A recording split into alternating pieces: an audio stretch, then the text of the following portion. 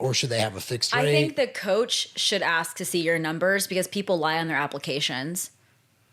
I mean, people literally lie about their revenue all the time. I think people want to get in at a certain, because like for me, you have to be making a certain level of income before I even let you work with me privately. And people will lie about that to try and work with me privately. What is it to work with you privately? So my mastermind, the barrier to entry is 10K months of recurring revenue. I had a 10K month one time.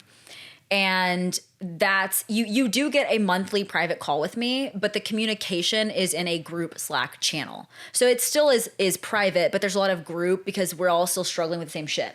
After you hit $250,000, so $250,000 to 5, that's where it's truly private access. I still keep you in the group for like support, announcements, whatever, but it's like private, all of that.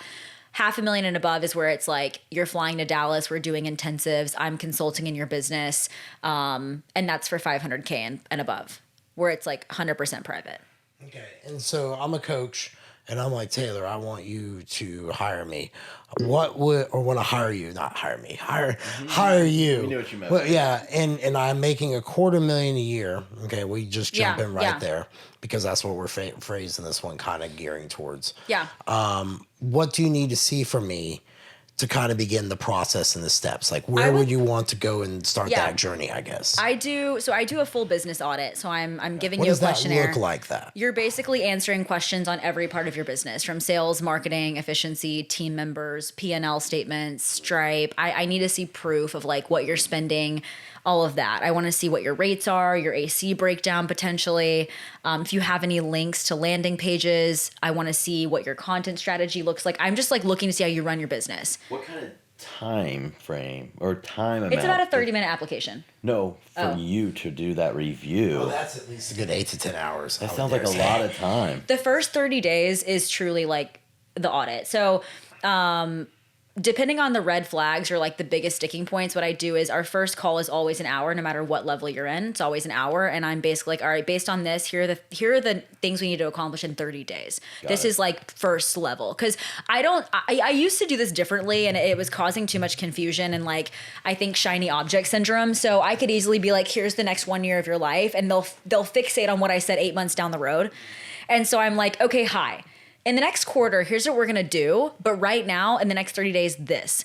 And it usually isn't about making more money because their shit's broken or messy or whatever. And so I set the expectation of you will be making more money down there. But right now, I need to clean this shit up. You know, you're not tracking this. You're overpaying your team. Like you're giving your ACs retirement and you're making 10K months. Like, you know what I mean? Just shit like that's broken. So I think it's creating awareness. And then I also have to test them. Can you meet deadlines? Can you actually accomplish them? Because I don't want to take anyone on privately unless I know we're going to move fast. And execute it. Yeah. Yeah, that makes sense. She'd be so pissed if she checked my business. No, like I'm just sitting here because, I think you can speak the same. Because, recently we took 2 different paths. Like I didn't want a team. You went full in on a team. And I'm just sitting here and I know for a fact when she's talking this, I'm like, oh, dude, she would look at, I can see her right now. She's like, the fuck do you do? I was like, I don't know. Just make magic. Okay, but I was there not too long ago, but now I'm tracking pretty much everything.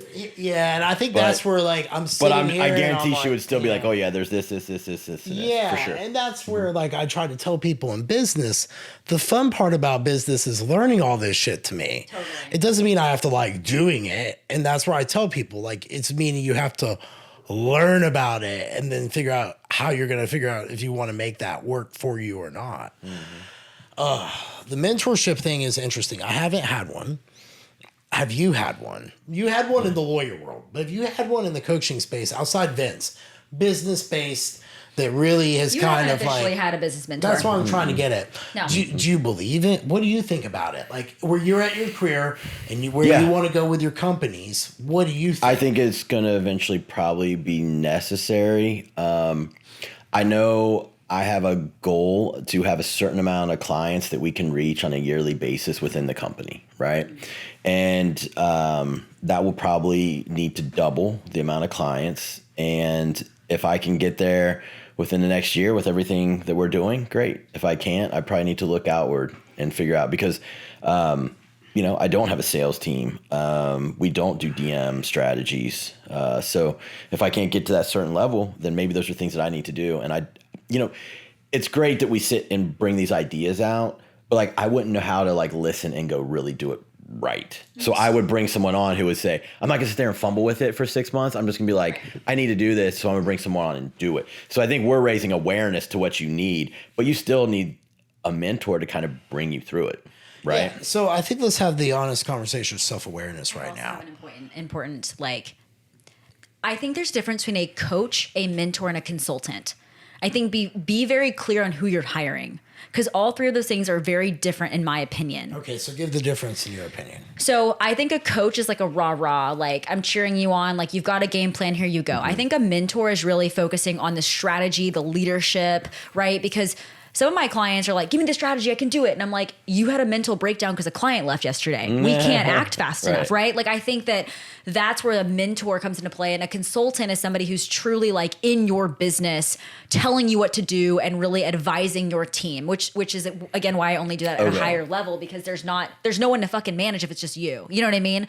And you're not ready to receive that information. Like if I were to give a client making $250,000 the same audit I give a 7-figure company. So I had a client recently who, and I told you about her, but this girl was literally a fitness client in 2019, in-person training, joined Fitness Coach Academy in its first iteration, and has collectively made $1 million in her business in 3 years. So she's on track for building a 7-figure run rate, but like that to me is exciting. So for me, I get excited. It's not the certain revenue level. It's like the graduation. Like if you can kick ass an FCA and like truly say, let's go to the next level together, take my hand, we're going. That's the exciting part to me. And because I didn't have this mastermind for a long time, I just had FCA and then private clients. And so I have private clients that have been with me for 3 years, and they're now, but my private clients 3 years ago were making $6K months. I didn't, FCA wasn't getting them to 10K. And so taking them from their first $4K month to a $400K year, like it's fucking cool. And these are moms. Like that's what's cool to me is like every problem people give me, like I'm a mom or I'm a single parent or whatever, I'm seeing them do all the cool things. So to me, I think it's just like, I love my long-term clients. I really hate it when somebody's with me for 4 months and then they're like, okay, that was it. I'm like, but you did so great. Let's keep going. Like, that to me is always like, okay, well, not everybody wants it, but I think, and then of course I do think it's fun though at the very high level because I love doing in-person days and I never see mentors doing that. I see higher level mentors doing that, but I don't think anyone that I would consider like a direct competitor is doing like in-person days or knows their clients like I know my clients. I think that's the thing. Like my self-awareness, like when you were talking about the mentorship, how you'd evaluate it. Right now, I can say I'm at the point in my career, I want a mentor, but I want someone that's like there for me, but I don't know the value to put on that. And I'm a hard person to kind of maybe get through on stuff, but I also know my weakness. I'm like, look, in order for me to do what you want, I need to have someone to integrate. I'm visionary off the charts. Like, so I won't ever get, you know that about me. Like I'll give 1,000 ideas, but to get it done, I'm like, you need a team. What's up? And if it wasn't for me with Pressfield, I would never have written that book, So I think when I got where I'm at, the mentorship space is like you said, when we were talking, may have been off camera when we were saying about the whole someone who just wants to have a little bit extra investment in you, like that really sees where you're going. I could get a business coach at any point, but while I'm pulling down $250,000 by myself, like I want someone who's going to help me get to $500,000 by myself. So you want more of a consultant? Yeah, right? Yeah, maybe. You said the consultant are in your business daily, and they're saying, "Hey, we probably need to do this, this, and this." Right? Yeah. Don't get me wrong. Like a mentor should tell you steps to take. Okay. Right. But I think if you don't have, like, I think when you're working with a consultant, you've also got like another designated person from your mentor that's in your business that's also like working with them. You know what I mean? Like there's somebody on my call every single time who's taking notes for us. So my mentor and I can focus on what we're saying, right? Like I think that level of involvement is just a higher level. I didn't even answer your price question though. I don't think that anyone, if you're making 6 figures and above, you're looking at 4 figures a month, like low 4 figures a month. So I would say again, I don't even know if this is average, but like I would say if you're making $250,000 trying to scale, like you're going to spend $2K minimum a month for mentoring. And the high end I see is $5K. Gotcha. Realistically, Those that's are kind of what I see. Reasonable numbers for where you're wanting to go. I think 7 figures, though, if you're making 7 figures or right around that spot, you're looking at a 6-figure contract. I mean, I realistically think that's probably what you're looking at. Yeah. I'm one of those people, what I think. A year. For a year. So if I wanted to sign a business mentor, I'd be looking to drop $100K. If you're trying to, I mean, if you're thinking of making, I'm just making up numbers, right? But if you're hypothetically hitting like 1 mil a year and you're wanting to go to 5 mil, 6 figures is a drop in the bucket. Who cares? You know what I mean? Like, I just think to get to that level, you have to really, you have to be such a different leader than you are at 1 million. Like 1 million to 5 million to me is like, I feel like I'm so different at 10K versus 7 figures. Like, I just look at things so differently. And so having a mentor who has consistently challenged me to think bigger and way further ahead. Like, I'll never forget the day my mentor looked at me at, it was at the end of 2023. We had an intensive, we were talking about where we were going. And I was like, dude, 3 mil sounds crazy. And he was like, I'm telling you right now, like, the Taeler that I talk to in 1 year from now has to be a different version of you. Like, you're going to be different. You have to be to do this. Right. And I'm like, I don't know why that just stuck with me. And it's so true. But I do think that 6 figures makes sense. Absolutely. I honestly, I think you start getting when you get with a mentor, correct me if I'm wrong. And this is maybe how we can decipher, like, you're getting a business coaching class. But when you're really getting a mentor or even maybe a consultant, Yeah. you're really getting into their network. Absolutely. Because they're going to help bring you up because it's in their interest for you to make them look good because the way down. So I agree with what she's saying. Like, if I was making $1 million, I would think that 100K, because you're buying into the potential of the network in the future, things that could come of it. I mean, if the ROI theoretically, if we're looking at just dollar value, not even like all the networking, but if your business even grows 20%, like 1 mil to 1.2, because that's the thing, like, your scale is not going to be as fast the higher you grow. Yeah. And I think everyone has to understand that. People hit their first 10K really fast a lot of times in the industry, and they're like, oh my God, why can't I hit 20K as fast? I'm like, because everything's a fucking shit show. And so it's going to be way slower to go from, I don't know, 1 to 3 than it was to go from $500,000 to 1. Like, it's just going to be slower because there's so many changes that have to take place. And so if your mentor can break you through that really big pain point and valley of death that's going to occur, then I'll pay you whatever. You know what I mean? Like, I think it makes sense. But I really don't think if you're making 7 figures, I think that the minimum investment you're probably going to spend is around $60K a year, probably. Yeah. I'm not, the more I hear about this, the more I'm like, I've been stuck at this number for years and it's been comfortable. I'll be honest with you. I'm a minimalist. I didn't know that was a form of communism until someone told me. I was like, that's fine. But I'm a minimalist by nature. I live very debt free. Yeah. My company is debt free. My gym is debt free, everything. So I'm just like, outside of the house, I don't got anything I worry about. But I'm also like, I find myself, the Pablo Escobar memes, where he's like looking outside the window and he's like on a swing by himself. Like, I literally, I work probably 22 hours a week. Damn. Yeah. Right. So you got to ask yourself. But you've got plenty of cash. Do you want more hours? Because with more money comes more. I'll be honest with you, work is very fulfilling to me. I like it. And I think it's, if anything, I've gone through the phases and, kind of like gotten enjoy where now I can say that I mastered my time to a point that I built a business where I make good money and I work 22 hours. Right. There's also a different time of hourly when she was talking about it earlier in the sense of, you also spend as you grow your business more time doing other things. Like, I spend a lot of time thinking. So I might be working 22 hours, but there's a good 40 hours of just thought and things like that. Because like when I have these conversations all day long, I'm like, well, how do I talk to Taeler about her wanting to see my business? And how do I deal with her screaming at me for 30 days about how bad it is? 30 days of screaming. Because it's one of those, and that's like, I grew so fast, it was different than Jason's. It broke. And then because where Iron House is, it's like all hands on deck. So what it is I've just kind of floated, me personally. And now that business is up and running, I finally have an opportunity to kind of go where I want to, do my own thing. I don't have a team. I get to fly and see. So when I have this conversation, I'm like, okay, this is good for me to hear because this is the number I'm at with other coaches. And this is the number I think a lot of coaches get to. And you feel successful, but it also gets very boring. And then you ask yourself, well, what are your fulfillments? Well, what are you doing? Where do you want to go? And I think that that's where you could get like a business mentor or someone like that clear up. Next thing I want to talk about on this, I think this is the final point of scaling, is hiring other people and how we bring them on and what that's been like. I know for me, I got lucky as shit with Thera. I looked at her when Derek got sick with cancer, and I was like, all right, look, I don't know what I'm doing. I'm buying the company.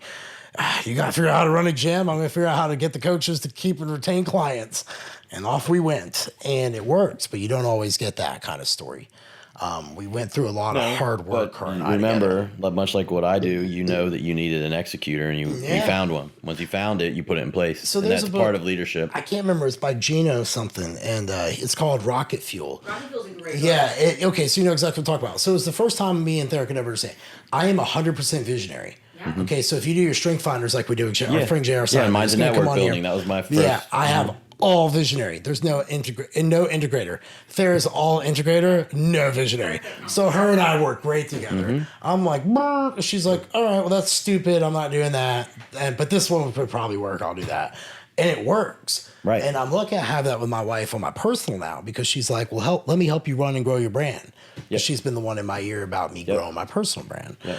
But it's an investment when you hire someone. Oh, yeah. Yes. And people think that it's this like, it's really a burden, because what happens is you begin the shift as an owner. If you're no longer worrying about how you pay your bills, you're worrying about how you pay for someone else's bills. Before off camera. How you pay for someone else's lifestyle to keep increasing. Yes. Because you want them to stay with you. And you want them to have a good life too. Their dreams. It gets very, and then you start adding more people. Yeah. But how do you begin with hiring your first person? Like when you're starting to do this, is we could say $500,000, probably around $250,000, $500,000, and you start looking at people like you've said.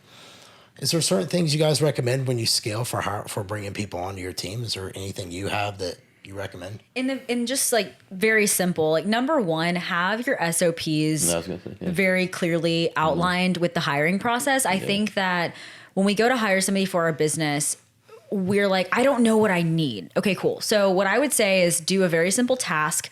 It's called automate, delegate, delete. Take a running list on a piece of paper of everything you do in a given day, every single thing. And then I want you to categorize. What could you automate? What could you delegate? And what are you wasting time with? What can we just remove that's really not bringing any like benefit to the business? And then, because everything really, most things that you're doing right now, I can promise you can be automated or delegated. Like it doesn't have to be you. Yeah. And I think the biggest thing at the beginning is like a business owner thinking they can do it all themselves. So they keep doing it all themselves because they are afraid to give up control. And you have to give that shit up. I agree with that. You know, because I think the best thing I ever did was give all my company there. Because if you can't do that and you bring somebody in, you're going to be a micromanager that's not creating autonomy, that creates a weird dynamic. Friction. Exactly. And so when it comes to hiring, like let's just use a business manager as an example, right? Like I would recommend going on Indeed, making an actual job posting. Don't just go on Instagram and type in OBM, like literally go through the damn process. Literally go through the process and have a very clear idea of like interview 1, 2, and 3. Always, always, always make somebody send you a 2-minute video introducing themselves and explaining why they want to work with you, because that will cut out so many people right there. Let me ask you a question.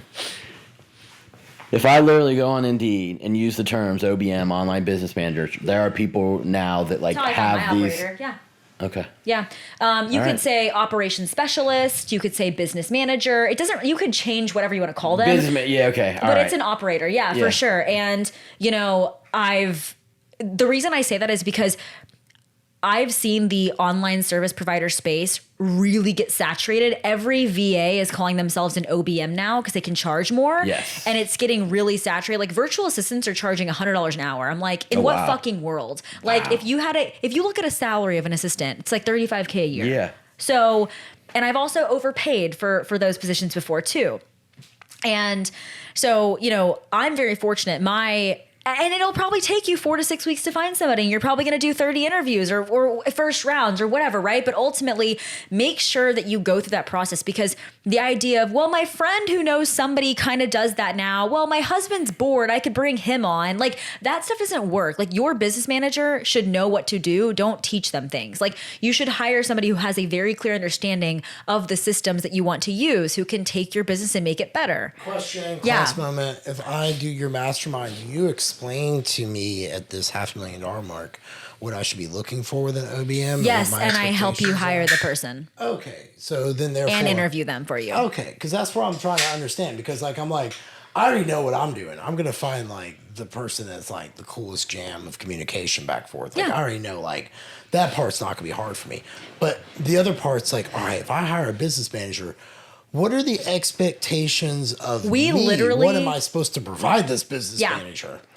We literally have the SOPs ready for you that you can implement into your project management tool and just check off as you go. So you just change the name. We have So the be like Jeff yes. Black. We That'd be literally have badass. everything from That's like bad. skills tests. I think all that's that. badass because there was someone who approached me wanted to like help me with my business with SPs, and this is back when I was gonna maybe keep Relentless forever, and it was just like, but it was like, well, I'll meet with you every month and make sure they're going, and I'm That's like, confusing. I and like I'm that. like, well, how much is this? It's like $8,000 for 8 weeks. I'm like, What? And I do all the work.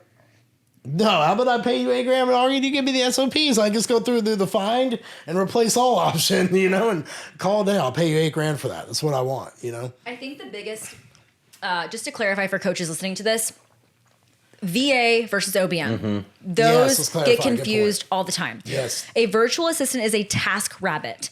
They don't need to know more than you. You literally just give them the daily scheduling email, make graphic. Like it's just basic stuff. They are not integrators. They're not like building out, creating. Yep. It is not their job to think about your business bigger. They're just literally helping you do shit. Like RVA is making, welcome slides and uploading videos and just basic stuff, right? A business manager is managing projects, assisting you with hiring. They are the overseer of Getting really shit done, right? Yes, and they are the operator. Like they Yeah. are really the data collectors and all Yep. of that. So yeah. Yeah, that makes sense. Well, okay, so I'm at this point. I'm a coach, and I want to build a course. Is the OBM responsible for writing the copy and all that? Do you recommend the coach write the copy for these courses?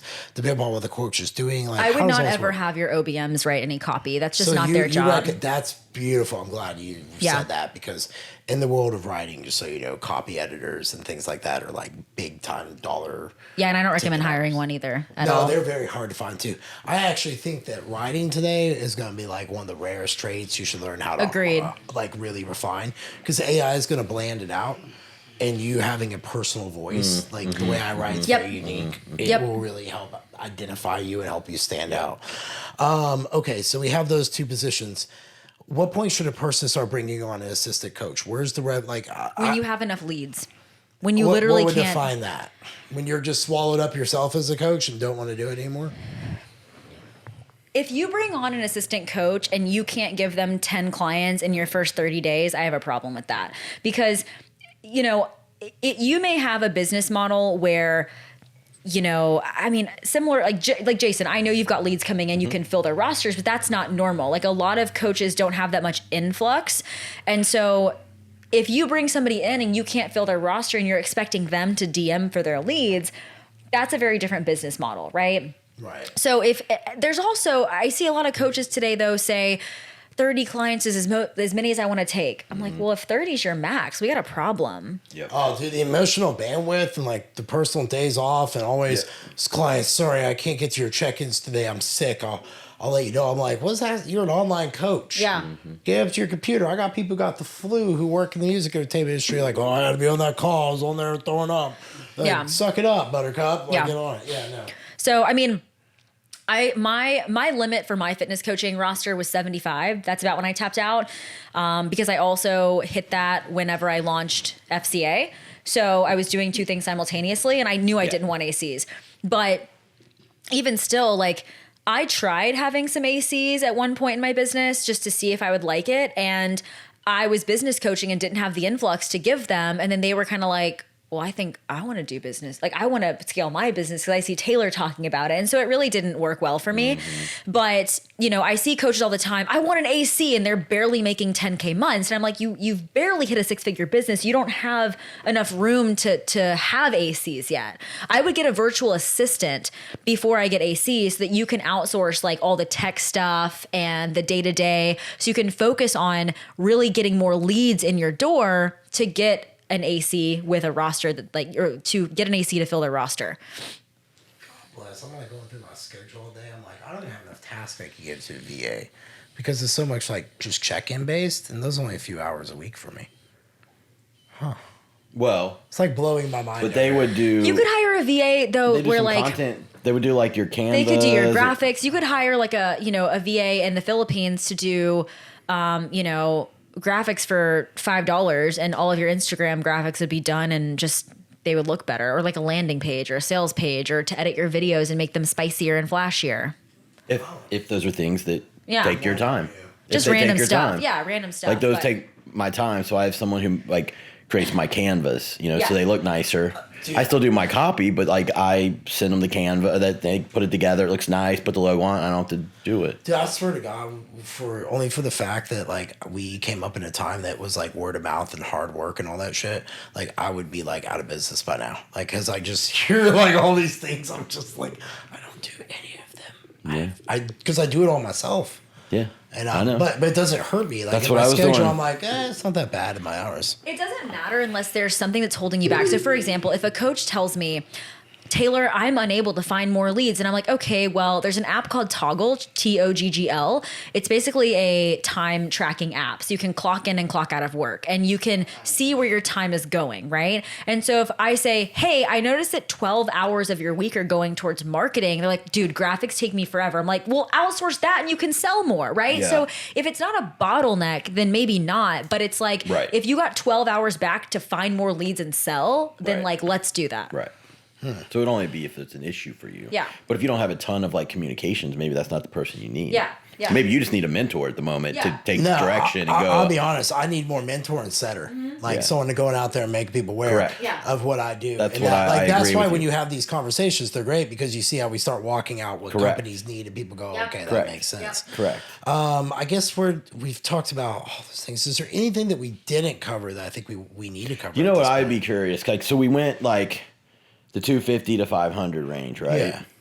So like, if you audit a business that's 7-figure, Yep. they better have like certain, like they better have a CRM, right? And certain they should. hope so, yeah. Yes. So if they've got all them, I guess let's say the normal efficiencies in place, is there a certain direction you go with them when they say, "Hey, I want to get to 2 million"? Yeah.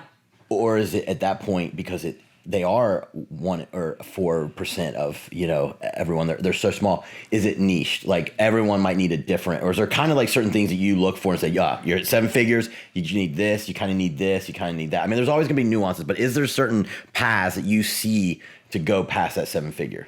Does that make sense? When I you're hope. at 7, like your first 7-figure year, or if you're stuck there, whatever, I think it's becoming aware of your utility and levers to pull. I think a lot of coaches get there, and the ones that get there got there fairly quickly, like realistically.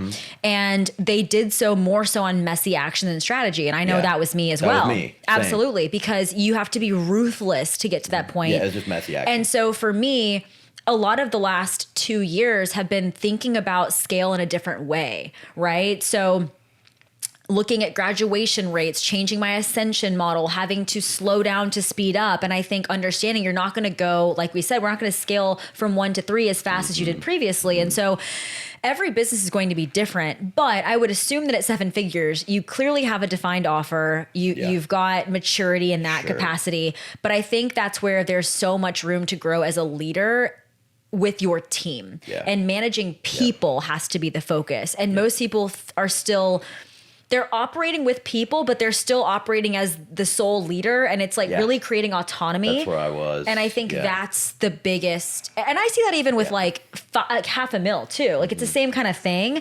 So it's not really like a new skill necessarily. It's like, how can you be a better leader in the space and really looking at your business in a different way, just being more analytical. And I think, I got caught in that. Like I got really good at leadership, understanding it in theory, and then in practicality was a fumble. Like on 4th and 1, I just couldn't, when it mattered most to get the ball across the goal line, I couldn't do it. And I think that what she's saying is true. In your leadership journey, you start figuring out where you can and can't go. Right. And I think that, to a degree, per se, might hold you back to where you can and can't scale.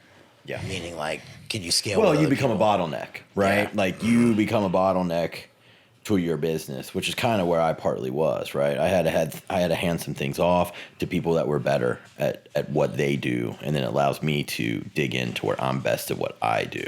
Yeah. Right. So like it brings you back to that very beginning. Like in my opinion, I almost feel like I'm a new business owner again because it's so uncomfortable. It's so fucking uncomfortable. And then you get pulled back in. So you finally got to a 40-hour work week and now you're like, fuck, I'm back at 70 again because it's just uncomfy. So when I talked about like the build, grow, scale, you're back to the beginning of the cycle again. Mm-hmm.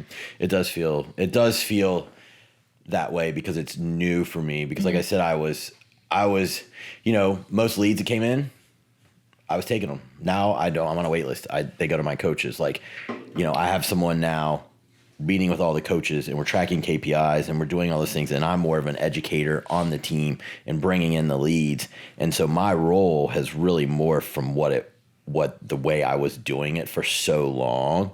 And, I think number one, it took me longer to get to 7 figures. And I think number two, although it was going up, it was kind of a slow ascent at that point. And now I think with me kind of getting myself out of the way in the spots that I was weak, I think it's going to allow us to hopefully jump. Like for perspective, because everyone has a different story. Like anyone that I've met that's hit a 7-figure point, everyone got there differently or different speed. And so I hit 7 figures within 2 years, which I'm very fortunate things didn't break. However, I was selling anybody and everybody and I really wasn't filtering appropriately, which is why I kind of plateaued at 7, and I don't say that as a negative because you're probably gonna be like, what the fuck, 7 figures? I'm fine plateauing there. But I had to intentionally be okay. And we still grew 20%, but I had to kind of stay there to revamp everything. And I think that's really important that's where it's fun though. Like that's the fun shit to me. Like it's just problem solving. And I think that people need to understand that this whole business thing, like it's going to be the hardest thing that you will ever do, but it will be the most rewarding thing that you ever do.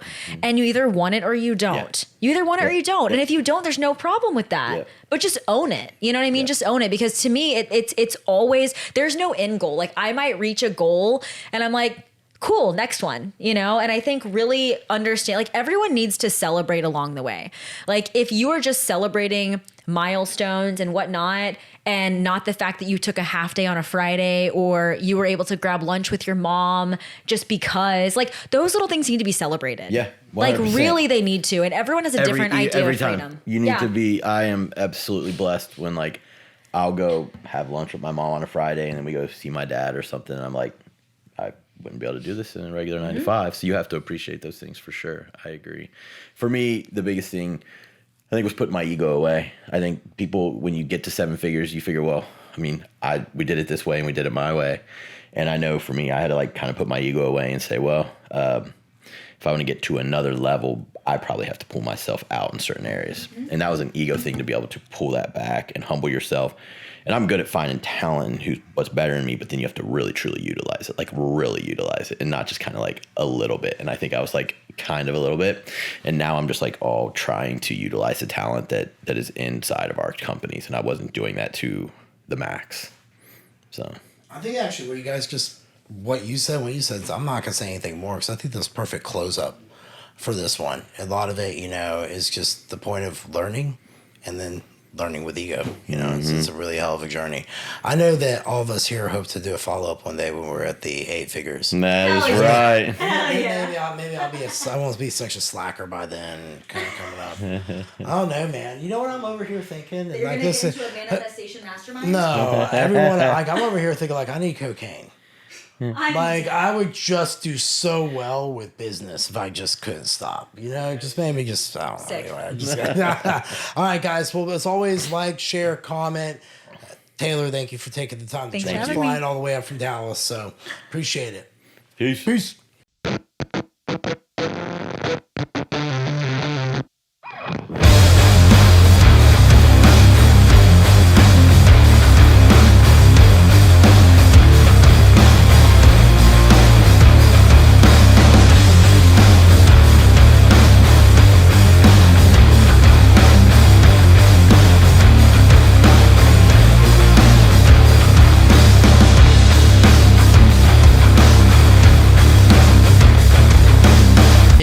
Brittle to Unbreakable, my life story, an autobiography that can't resist being a self-help book.